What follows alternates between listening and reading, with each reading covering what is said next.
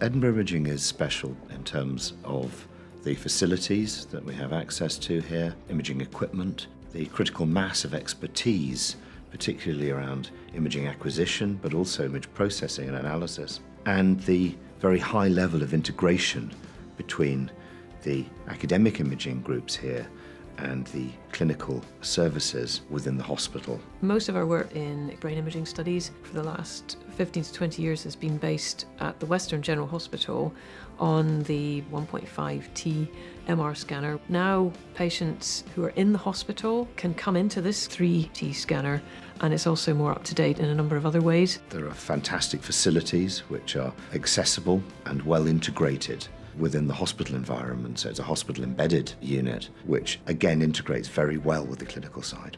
The MR PET scanner has been a major upgrade to the facility recently. So this is the only system that's come to Scotland. So we're now part of 7 PET MR systems throughout the UK. I think the possibilities of PET MR are really substantial. We can really start to understand conditions like dementia.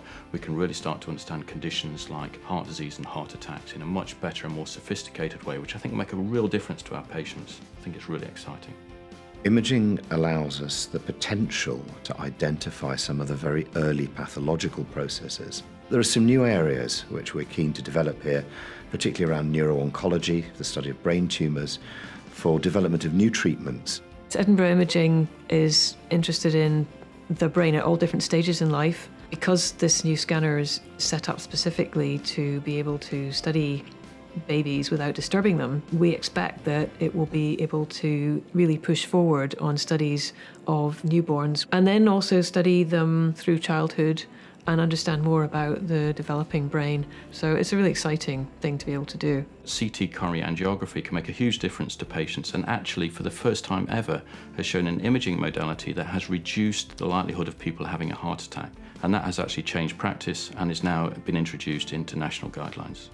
The big benefit of having an integrated cyclotron facility is that they're very closely located to the PET systems we have. But you can also develop tracers that are very, very short half-life. We can develop new compounds, and those compounds would only be workable if you have the radiochemistry and cyclotron on site. I think Edinburgh Imaging now is a fantastic platform. Collaboratively working together, we've got a unique combination of staff, scientists and expertise together with state-of-the-art imaging facilities, which I think will revolutionise how we do future clinical research, and I'm sure will also revolutionise how we treat our patients.